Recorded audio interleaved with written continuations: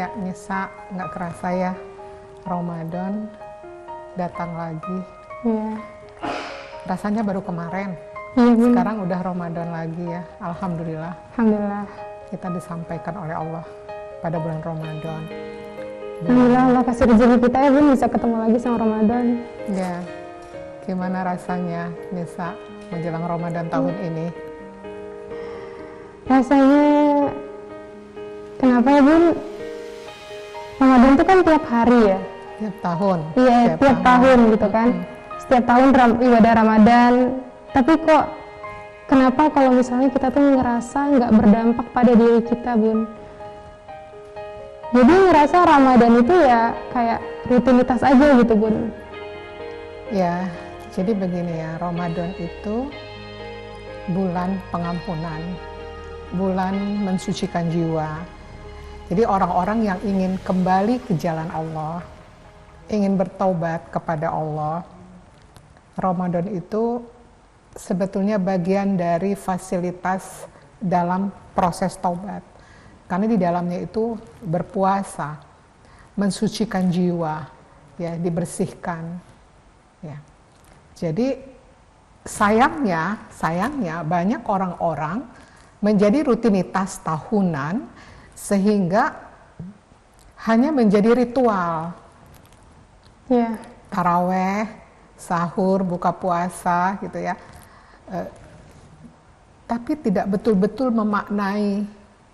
Padahal itu bulan di mana kita betul-betul mendekatkan diri kepada Allah, Nisa. Masya Allah. Jadi bukan sekedar kita berpuasa menahan lapar, dahaga. Kita harus tingkatkan lagi kualitas diri kita itu bisa menjaga anggota tubuh kita gitu loh. Masya Allah, Bunda, kita sharing-sharing dong, Bun, tentang Ramadan, Insya Allah ya. Iya. Insya Allah. Baik, Bunda, tapi ini kita sudah bersama sahabat MQ. Insya Allah kita sapa dulu sahabat MQ. Assalamualaikum warahmatullahi wabarakatuh. Sahabat MQ yang di rumah, kembali lagi bersama Nisa dan Bunda di program Cerita Muslimah. Alhamdulillah Allah telah sampaikan kita di bulan Ramadan. Mudah-mudahan ya sahabat MQ semangat terus untuk menjalani aktivitas ibadah di bulan Ramadan. Baik, Bunda, sebelum kita sambung lagi tadi, kenapa Ramadan terasa kayak gini-gini aja gitu, Bun. Bunda boleh sapa dulu sahabat MQ, silahkan. Ya. Assalamualaikum warahmatullahi wabarakatuh, sahabat MQ TV dimanapun berada.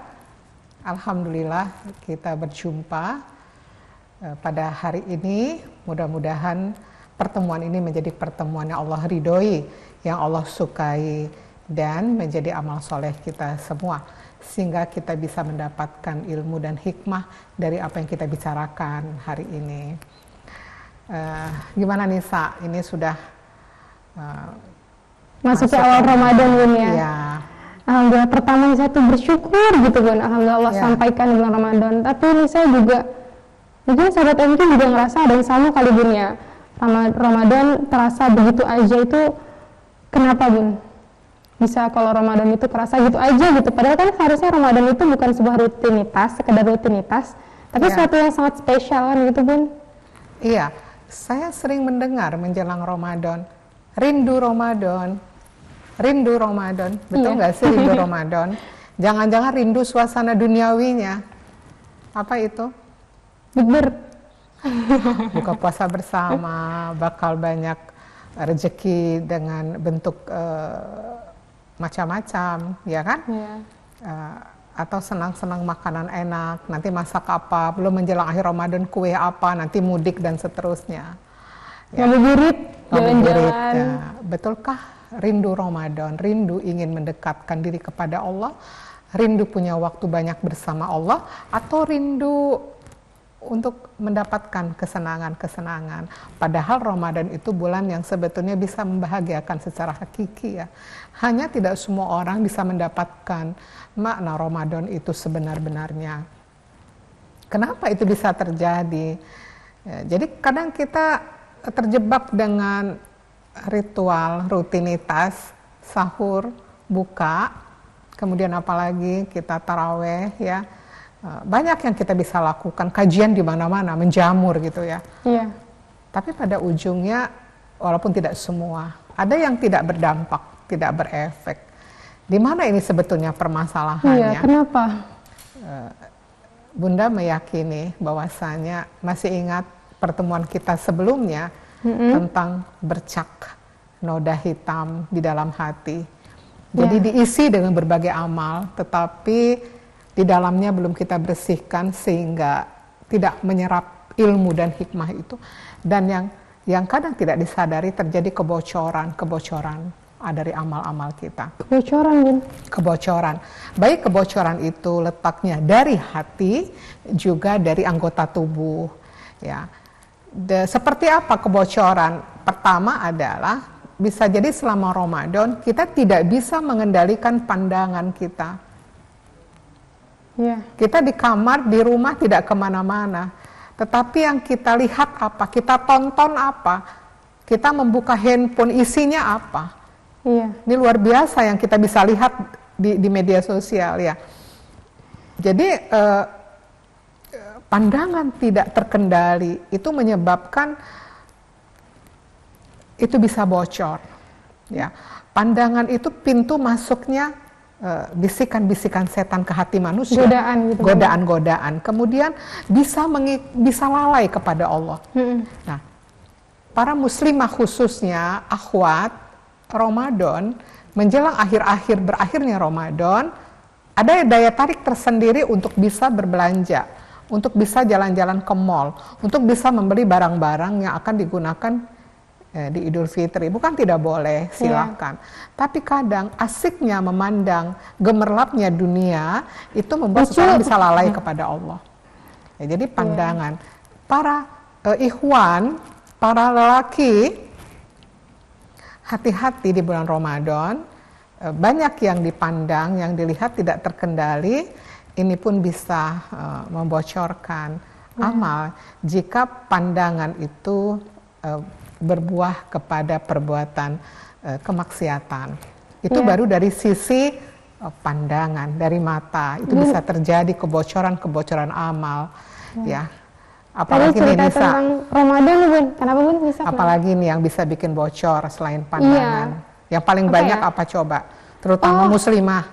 Anak muda tuh ini, Bun. Jadi kadang Ramadan tuh bisa jaga ucapan gitu ya. Mungkin kita bisa nggak ngomongin orang lagi Ramadan gitu, nggak boleh gibah. Tapi tuh tek HP itu, Bun. Jadi suka mengetik sesuatu yang nggak bermanfaat, yang sia-sia atau mungkin makan mengandung dosa. Itu gimana sih, Bun? Berarti kebocoran kedua potensinya adalah dari lisan. Dari lidah yang tidak terkendali.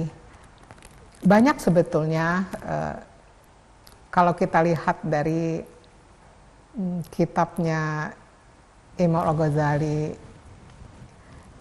itu minimal ada 12-20 kebocoran amal dari lisan. Contoh ya, banyaklah sebetulnya. Contoh berbicara yang tidak dibutuhkan, tidak diperlukan. Sebenarnya nggak perlu gitu, tapi nggak kuat karena tidak bisa kendalikan nafsu, bicara gitu. Kemudian bicara berlebihan. Ya, tidak penting sebetulnya. Kemudian berbohong. Kemudian memuji seseorang berlebihan. Itu bisa jatuh kepada yang dipuji jadi ujub, yang memuji jadi bohong. Dia tidak berbicara juga ada porsinya gitu, Bun ya? Iya, jadi kalau memuji berlebihan bisa jatuh kepada kebohongan. Istilahnya menjilat gitu ya. Kemudian yang dipuji dia tidak jujur melihat dirinya. Jadi berbangga diri aja. Ya, berbangga padahal tidak, bisa jadi kenyataan tidak demikian. Kemudian dari lisan itu juga mengejek, mengolok. Yang paling sering, yang paling terkenal, populer adalah bergibah. Membicarakan seseorang yang tidak ada di sisinya. Kalau orang itu tahu dia sakit hati gitu ya. Membuka aib, ya kan, membuka aib saudaranya. Nah, itu pun tidak sengaja. Kita bangun, kita sahur, taraweh ya, ngaji Quran gitu. Besok pagi nggak usah sama tetangga, di dalam keluarga, kakak, adik, pasangan. Pak, tahu nggak tetangga kita?